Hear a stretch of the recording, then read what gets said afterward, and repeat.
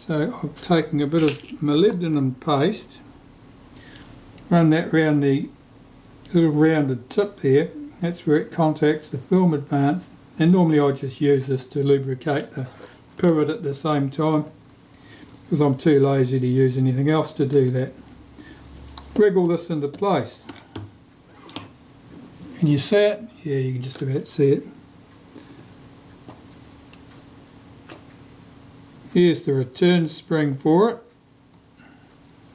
and a shoulder screw that holds all that in place.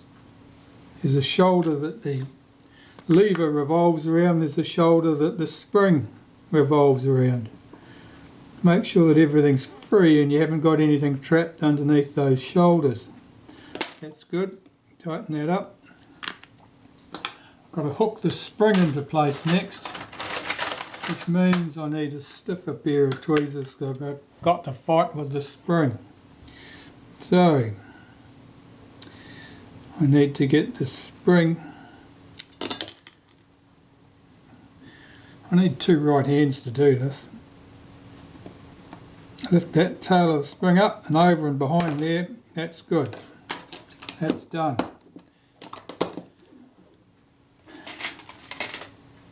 The film sprocket goes in, slot side up. I'll apply some synthetic grease to the shaft that drives it, up at the top near where that hole is, down at the bottom. Normally I just run a little bit on the pinion on the top for good measure. That drops down through the body casting, and if it doesn't drop down there, as it often doesn't with the Retina IIIC because of changes in clearances, slacken these two screws off and you'll find that you've got sufficient space now. Just, there it goes. I'll just close the front of this camera.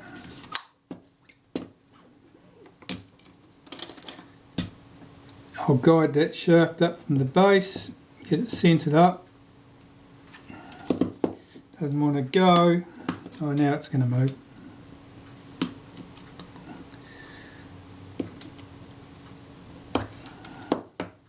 What is that stuff? I can't tell.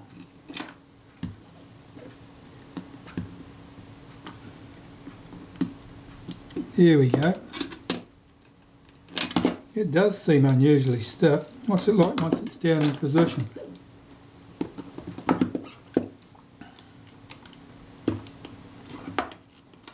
That's all right now. Okay, so the screw that drives the shaft, the sprocket shaft from the shaft inside it, goes down in that space there.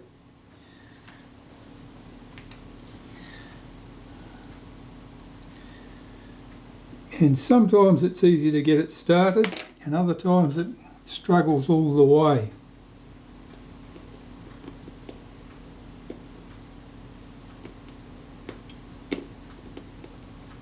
It's a through hole in the shaft and to be threaded all the way through, but one side might have a better lead on it than the other. No, it's going in now.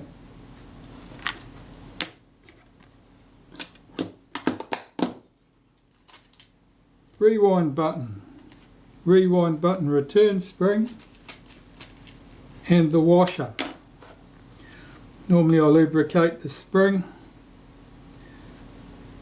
with a bit of synthetic grease, just like that. Put that on the button, put the washer on the top, and that screws into the bottom of that shaft, the sprocket shaft. Get that on there. Now that the washer needs to go around this button, the shaft on the button, not get trapped underneath. So check that it actually does depress. That's good. I've got a pair of pliers for doing this up. Just do that up. Holding the sprocket with your finger and doing that up with a tool If it hurts your fingers, it's certainly tight enough. You don't need to go any more than that. You'll just end up shearing that end off that button if you do. Okay, so at the base of the camera, that's pretty much done. I'm going to apply a little bit of grease to the ratchet teeth here on the bottom of that shaft. And I don't need much. I've already lubricated the other side before I put it in place. Now, I'm going to tension that film advance up, so I'll swing the lock lever out of the way completely. Hold my release lever out of the way, rotate this clockwise one full turn, drop my lock lever back in place and let the release lever drop back in place. Now that's tension. At this stage I do not want to hit the release lever or the lock lever, because if I do, if I knock them on the bench here, it'll release the tension on there and I'll be back to square one. I'm just finding my screws. These are the nickel plated screws. Get the best tweezers and the best screwdriver out. And get 3 screws in at the end of this chrome trim.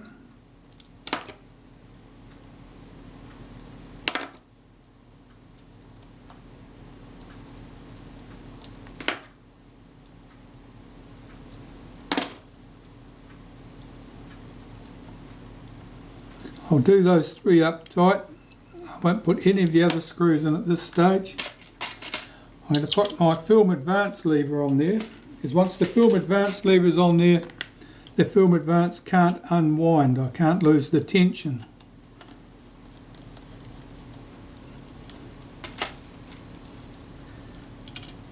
Which means that I can relax. 2 out of the 3 screws are sufficient. Okay, so I'll check the film advance. Press down the release lever, that screw, hold down the lock lever on that shaft there, and I can swing the film advance. That swings freely, it swings smoothly, returns to the rest position, no problems at all. So I'll get the remaining screws in on that chrome trim for the base plate.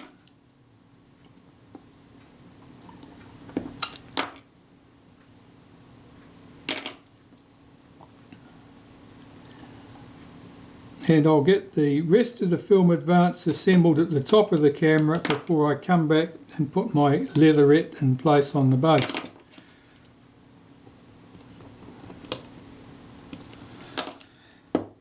So far so good. At the top of the camera, right, we can put our chrome trim in place. Now I've seen some prettier looking chrome trims than that, but that one will have to do the job because that's the one that we have. I lost my rubber band from the top here, so I've got to be careful not to lose my shutter release.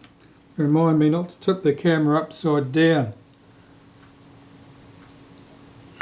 Once it's this far assembled, I'm not enthusiastic about stripping it down to recover pieces that have fallen out. So 2 screws hold the strap lug in place. Get those started. Now I've found from experience that holes are slightly, they're oval.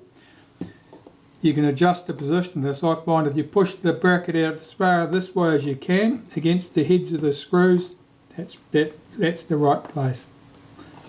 Okay. Now let's pop up that rewind shaft.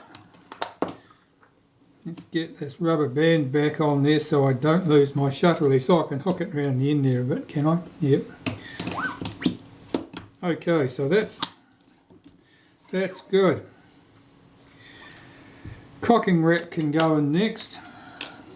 Cocking rack in this case was in good condition. The teeth were very, very slightly distorted. I was able to screw everything up, and this drops in usually with 2 teeth engaged. Sometimes you get away with 3 teeth. We'll see what happens if I put 3 teeth in there. Let's see how we go. Push down the release lever there, holding my finger on the top of the lock lever. What happens is I revolve this. Yeah, that was certainly banging into that chrome trim, so that wouldn't normally complete in that position. Let's do those 2 screws up. Try that again. No, it's a bit touch and go. I don't really like that. So there I've got 3 teeth engaged. I'll move that back to 2 teeth engaged. There'll be absolutely no trouble with that. The little hold down bracket here went which way up? That way up? No. That way around. Yes.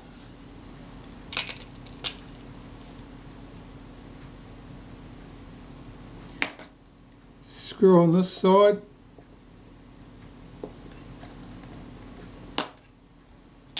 And this guide shaft for the release button, film release button. So I've got a screwdriver which will hold that. Let's run that in. I'll do those 2 up very lightly. I want to see if the action moves smoothly, and it may not do. That's good. So I don't need any shims under those 2 components, and I can do those screws, do those up tight. Camera just stopped there for some reason of its own. Just saying I've done those 2 screws up tight, but do not overdo it. Particularly easy to strip those out, and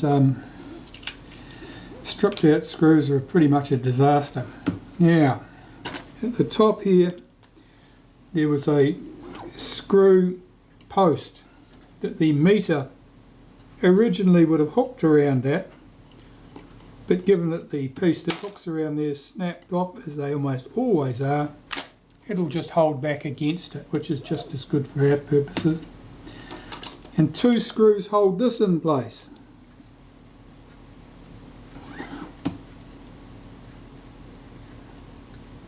Now there was a shim washer, possibly even 2 under here when we started off, and we may or may not need to replace them.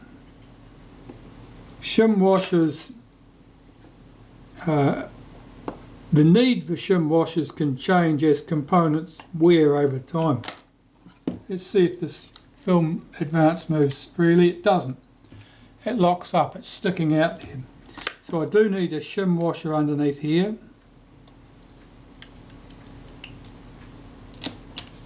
So we will put that in place. First find your shim washer. So most likely I'll need the bright washer, which is actually the thicker washer over here. Let's put that in place, do it up tight, do the screw up tight, and see if the film advance moves freely. It does. Let's do the other screw right up tight. See if the film advance moves freely. It does. So I do not need to use the thinner of the 2 shim washers. I'll get away with just using 1. Now our strap lug here is bent. I think I noticed that when I took the camera apart. Let's see if I can square it up.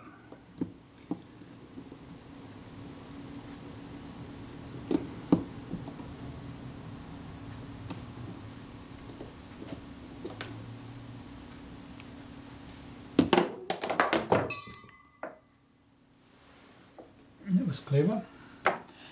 Okay, let's see if the film advance doesn't move anymore. I've distorted it by straightening up that bracket. That bracket's got a slight bend in it, obviously. Right, let's take that screw out and put that shim washer under there, see if that'll do the job for me. Yeah, the bracket at this end, because it's the holds down the top of the rack effectively, any distortions in it can mean that things jam up. I'll see if I can get this a bit better squared up now that I've got it here.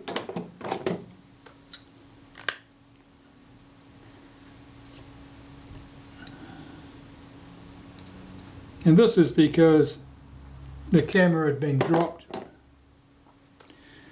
And when cameras get dropped, stuff gets distorted. In this case, with this model, you damage that strap lug, you can jam the film advance. Where is my shim washer, which I'd happily decided I didn't need to use? There it is. Let's get that, put it back where it came from.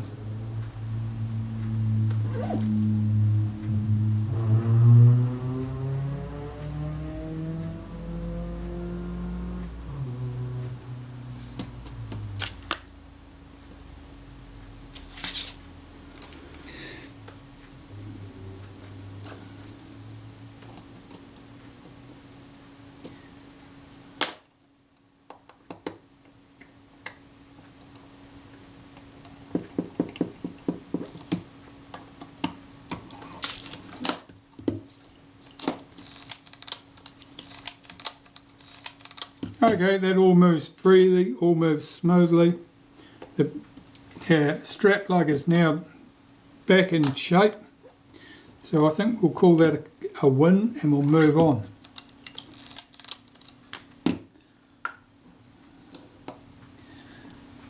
I'm really keen to lose that elastic band. That's better. The leatherette, I can put the leatherette on the camera base. I'll do that. And I can see that the video camera is complaining about the state of the battery. Well, I've only had about 10 minutes out of this particular battery. The other one lasted for probably 30 minutes, 40 minutes at least. Alright, so quick wipe around the base of the camera with some naphtha. Because although I've cleaned this and cleaned it and cleaned it, I'll have since had my greasy fingers all over it, so stuff won't want to stick. That's good.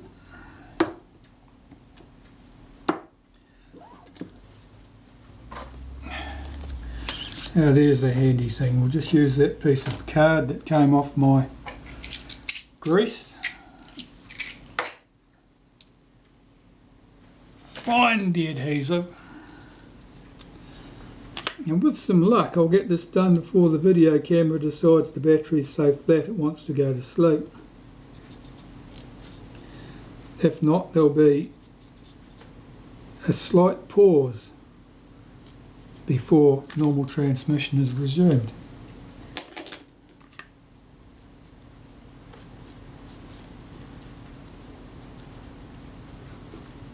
I can tell I'm getting near the end of this tube of adhesive, and it's a bit thicker than the earlier stuff. A bit dried out, I suppose. Put a bit there, spread it to the pieces I've missed, which is there.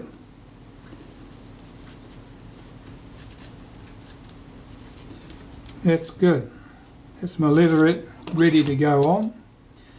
I'll just wipe around this to remove those loose threads of adhesive. Push this into place. The leatherettes typically shrink with age, so they don't want to press neatly round raised bosses like this, so take a bit of extra care to make sure that it is seated all the way around any raised boss that it's supposed to be seated around. Like in this case, around that one there, or this one there. That's good. And I can get the film advance lever back on there.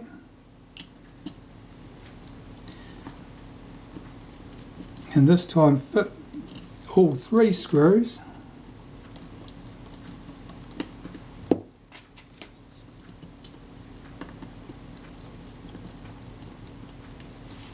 Get them tightened up.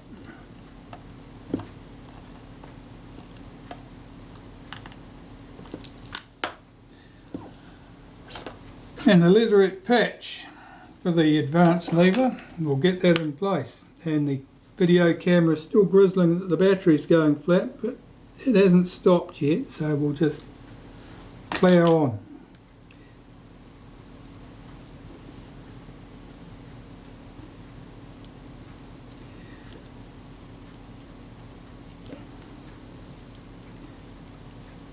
I'm probably going to have to bite the bullet and buy some proper authentic Canon batteries for the camera, not the cheap generic ones which promise to be twice as powerful and have an energy density that seems to be about 1/10 as powerful. They must have special ways of measuring capacity in China. And the spring, there it is. Quick clean with some naphtha.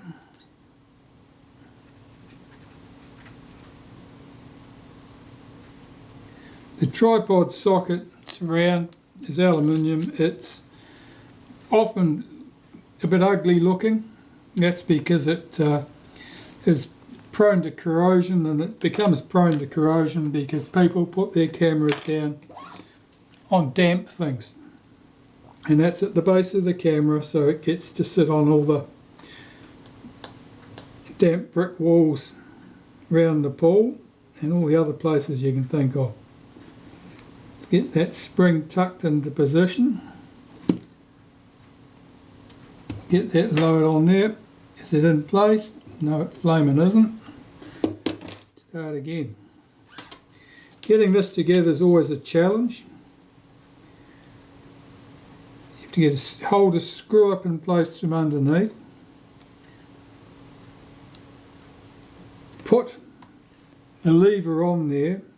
Fit its spring in, which holds between that screw and the end of the lever there, like that. And then you've got to get it in place without disturbing anything. Sometimes it's more difficult than other times, for no obvious reason. Any distortion of that spring will make it more prone to come into bits. If the spring's a bit highly tensioned, it'll do that too. See if I can get this on there without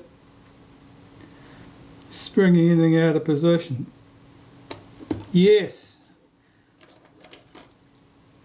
Get that screw in place. Don't be surprised if you have to take 2 or 3 attempts to get that right. It's just not easy. Once that's in place, and if you go to move the lever and it's stiff, that spring probably popped out of place and it's trapped, and you're going to have to start again. This case, this is all good. Our leatherette's on the base of the camera. That's the bottom of the camera, all closed up. All the leatherettes are on the camera. And my next task is to clean up the rangefinder and put that in place.